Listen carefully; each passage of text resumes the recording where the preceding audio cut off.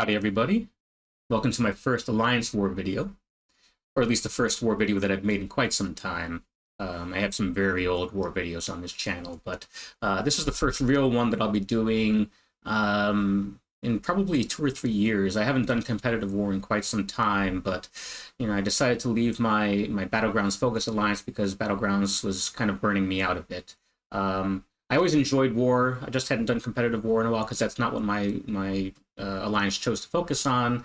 But in looking for a new challenge, this was my first choice. Was let me see if I can get back into competitive war because I did enjoy it when I was doing it back in whatever 2020, 2021. So I joined My Hero Academia Alliance. They are a tier 2 alliance. It's not the absolute highest level of Alliance War, but I'm also not the highest level player. And I think it's going to be interesting in a way because, it still is a very difficult map, but we don't have the benefit of centralized planning. There's no one person who's telling me what fights to take, which attacker to use, what the game plan is. So I have to do that for myself. And so that's what I intend to showcase in these war videos going forward, is me looking at my path, thinking about what options I have for attackers, and thinking through the game plan. For this first war video, I'm actually going to only show one fight because, well, I only had this idea afterwards, right? So I just happened to record this one fight for this war.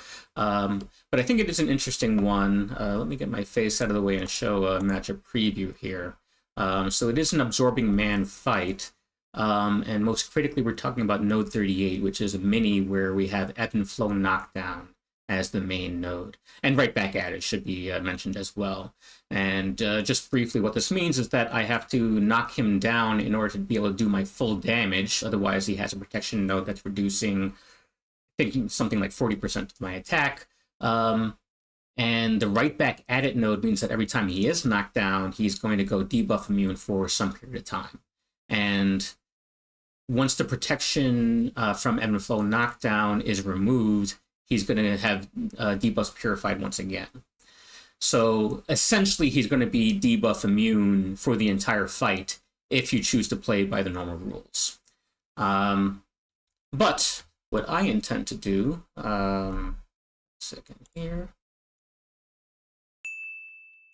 is use, and part of this was already spoken, right? You saw that Scorpion was my chosen attacker, but I'm going to come in with Scorpion, even though he is someone who relies on debuffs. But the key here is that I'm going to try and say, I don't care about the damage reduction, I'm just never going to knock him down. And I'll deal with that, again, I think it's 40% attack reduction, but I'm going to be able to inflict poisons on him. I'm going to choose the poison pre-fight, which will keep his healing at bay. And I should be able to, over the course of the fight, do enough damage in 5 minutes that I can deal with that 40% reduction. So between the poisons that I'm going to inflict, as well as the fact that I have the Despair Mastery maxed out, it should only take something like 3 or 4 poisons up on him so that his regen is kept at bay. I'm going to be focusing on medium-medium or medium-light-medium combos in order to put as many poisons on him as possible while I'm managing his power. I absolutely must never let him refine his magma form, otherwise I will start getting incinerates when I make contact with him, and I definitely don't want that. I am not incinerate immune.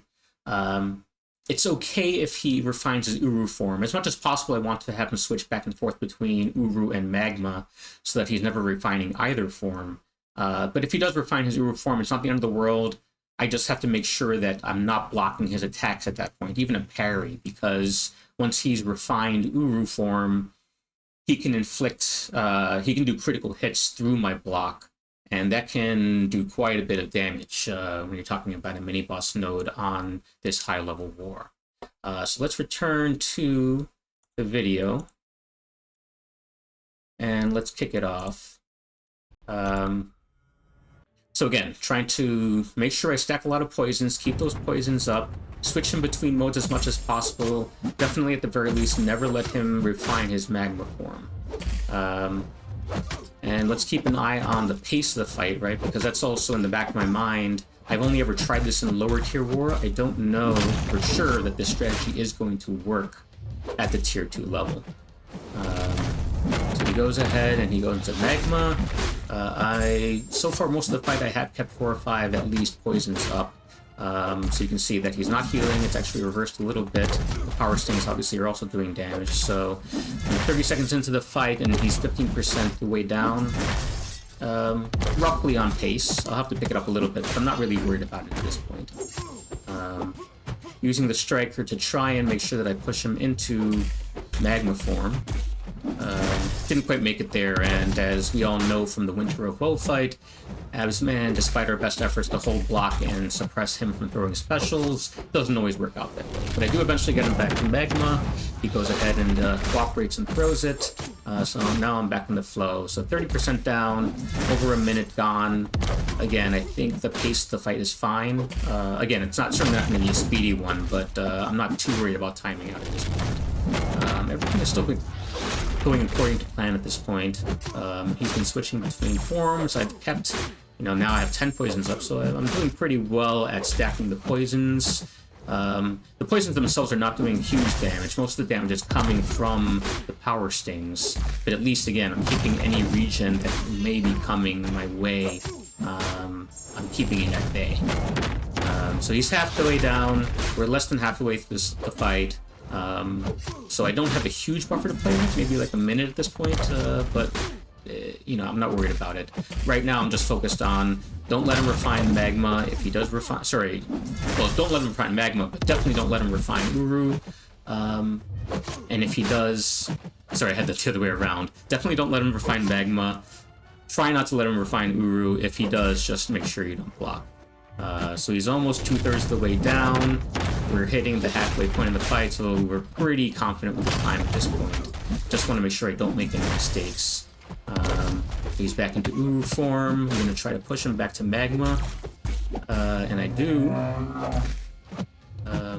Poisons are falling off, but it's fine. He does throw it eventually, and I'm able to stack some more poisons. Striker so that I can get a few more poisons in. Down, closing on 20%. Yeah, the time is definitely going to be fine at this point. I'm a long way from magma at this point, so he's probably going to refine. Yep, he does refine. So I have to make sure I don't take any hits on the block. That was a close call right there. Refines it again. Right there, he could have, I think, hit into my block. I got a little bit lucky that he backed off. But yeah, 10% now. Should just be a matter of closing it out. He's getting a little stingy here. My poisons are starting to fall off. Now he does throw it right away. You can see he is regenerating now, 1300 per tick. But I am able to get a couple poisons back on.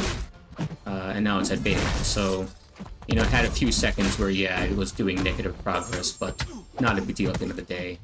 We're definitely going to finish this fight, you can see, with over a minute to spare. So once again, it's not the fastest fight on Earth. Bring my face cam back.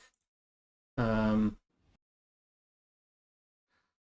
the speediest. And at this level, speed does matter, right? We have had a few close wars where conceivably we could have ended up in a tie, and time does make a difference. But my most important goal at this point, it's my first season back and just getting the feel of things. I want to make sure I'm avoiding deaths where possible.